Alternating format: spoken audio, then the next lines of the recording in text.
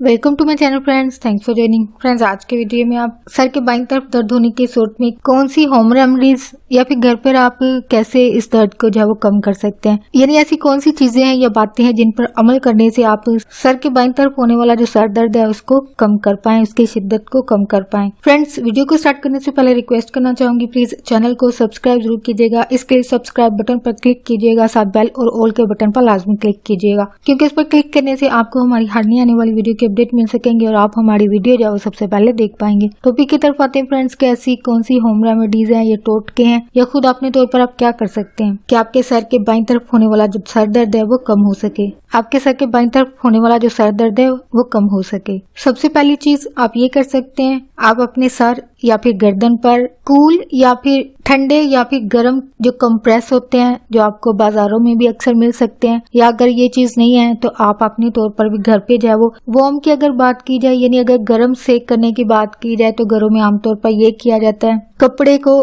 तवे पर थोड़ी देर रख के गर्म कर लिया जाता है, फिर उसके साथ जो है वो सर पे जो है वो सेक कर सकते हैं आप। या अगर ठंडे कंप्रेस यूज करने की बात करते हैं तो आप जारी बात है ठंडे कपड़े को पानी में भिगोकर इसको सर पर या गर्दन पर जो है वो रख सकते हैं। यानी आप अपनी सहूलत के मुताबिक जो सा तरीका आपके लिए फायदेमंद हो सकता है या आपका दर्द जो है वो कम होता है तो वो आप इस्तेमाल कर सकते हैं। अगर आप बाजार से वो कंप्रेसर जो कि वार्म ठंडे या फिर गर्म जो कंप्रेस होते हैं वो आप ले सकते हैं, या फिर आप घर पे जारी बात है तवे पर हल्की आंच पर गर्म करके कपड़े से सेक कर सकते हैं, या फिर किसी कपड़े को पानी में भिगोकर आप उससे जो है वो अपने माथे पर, सर पर या अपनी गर्दन पर जो है वो रख सकते हैं। और इसके अलावा अगर ये मसला सर्दियों में होता है तो आप जो है वो एक वार्म बाथ ले सकते हैं। यानी अगर आप बाथ टब इस्तेमाल करते हैं तो ये मेथड आपके लिए जो है वो आसान हो जाता है। यानी आप उसमें हल्का नीम गर्म पानी उसमें डालें और कुछ देर के लिए उसमें जो है वो बैठें, या फिर आप इससे जो है वो बाथ ले सकते हैं, हल्के नीम गर्म पानी से जो है वो नहा सकते हैं। इसके अलावा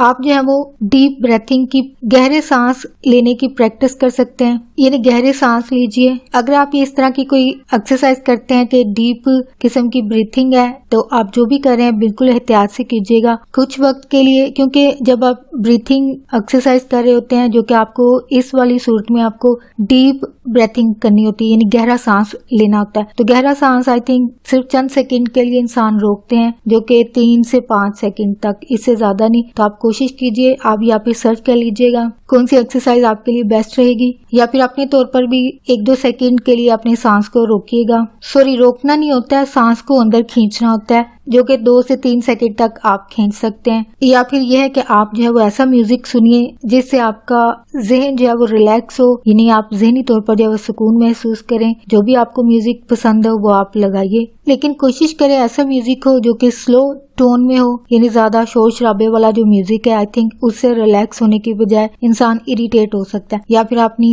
पसंद के मुताबिक जो भी आप सुनते हो आप उन सॉन्ग्स को या म्यूजिक को जो है वो सुन सकते हैं। नेक्स्ट जो आप अपने तौर पर कर सकते हैं वो ये है कि आराम कीजिए, जो कि आई थिंक हमें से हर इंसान जो है वो बीमार होने की सूरत में, चाहे वो नज़ला जुकाम हो या बीमारी हो या सर दर्द हो, तो इस सूरत में जारी बात है ज्यादातर आराम करने के लिए कहा जाता है, और ये तरीका काफी हद तक जो है वो कारआमद भी होता है और इंसान को फायदा भी होता है। और इसके अलावा अगर आपका ब्लड शुगर जो है वो कम है, लो हो गया है, जो कि कुछ ना खाने पीने की सूरत में होता है, तो ऐसी सूरत में आप कुछ खाइए, चाहे थोड़ी मकदार में क्यों ना खाएं, लेकिन लाजमी कुछ खाएं, क्योंकि आपके दिमाग को काम करने के लिए शुगर की जरूरत होती है, और ये शुगर जो है वो इंसान का जिस्म, इंसान जो खाना खाता है उससे हासिल करता है और फिर दिमाग इसको जो है वो इस्तेमाल करता है। तो ऐसे अफराद जो डाइटिंग करते हैं या फिर जाहिर बात है कामकाज की वजह से प्रॉपर खा नहीं पाते हैं या फिर टाइम पर खा नहीं पाते हैं, तो ऐसी सूरत में सर दर्द जो है वो आम बात है। तो अगर कुछ ना खाने पीने की वजह से सर दर्द हो रहा है तो सबसे पहले आप कुछ खाएं ताकि आपके दिमाग को जो है वो एनर्जी मिले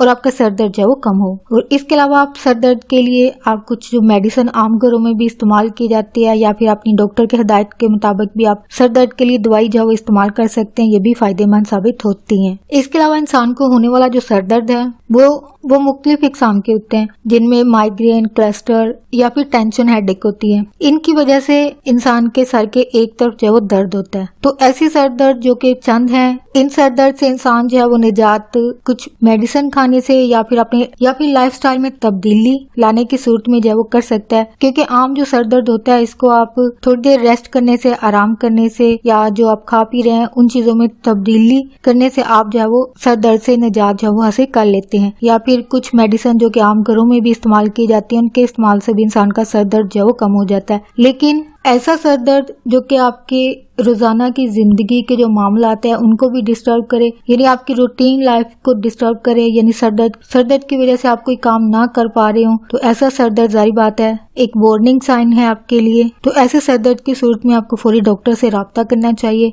और डॉक्टर जो है जारी बात है आपके लिए आपके सिम्टम जानने के बाद आपके लिए जो बेस्ट ट्रीटमेंट होगी या ऐसी मेडिसिन आपको देंगे जिससे जारी बात है आप अपने सर दर्द को जो है वो कम कर पाए और इस तरीके इलाज से यकीनन आप सर दर्द से जो है वो निजात पा लेते हैं। तो ऐसा इसी सूरत में मुमकिन होगा जब आप डॉक्टर के पास जाएंगे, क्योंकि अपने तौर पर अगर आप आराम करने से, अपने लाइफस्टाइल को तब्दील करने से या फिर मेडिसिन यूज करने के बाद भी अगर आपका सर दर्द नहीं जा रहा तो ऐसी सूरत में फौरी डॉक्टर से राब्ता कीजिए, क्योंकि ये आपको होने वाली कुछ मेडिकल कंडीशंस होती हैं उसकी तरफ इशारा होते हैं, तो लाजमी डॉक्टर के पास जाएं। तो फ्रेंड्स, आज का टॉपिक आपके लिए इन्फॉर्मेटिव और इंटरेस्टिंग रहा हो तो प्लीज मजीद अवेयरनेस और आगाही के लिए आगे फ्रेंड्स एंड फैमिली के साथ मेरी वीडियो को लाजमी शेयर कीजिएगा। अगर कोई बात सीखने को मिली है, कोई बात दिल को अच्छी लगी है तो प्लीज मेरी वीडियो को लाइक और शेयर लाजमी कीजिएगा। अगर आपकी कोई भी क्यूरीज है, कोई क्वेश्चन है, कोई टॉपिक चाहते हैं या इसी टॉपिक के हवाले से आपका कोई सवाल हो तो आप प्लीज कॉमेंट में जरूर लिखिएगा। आपका वीडियो देखने के लिए बहुत शुक्रिया।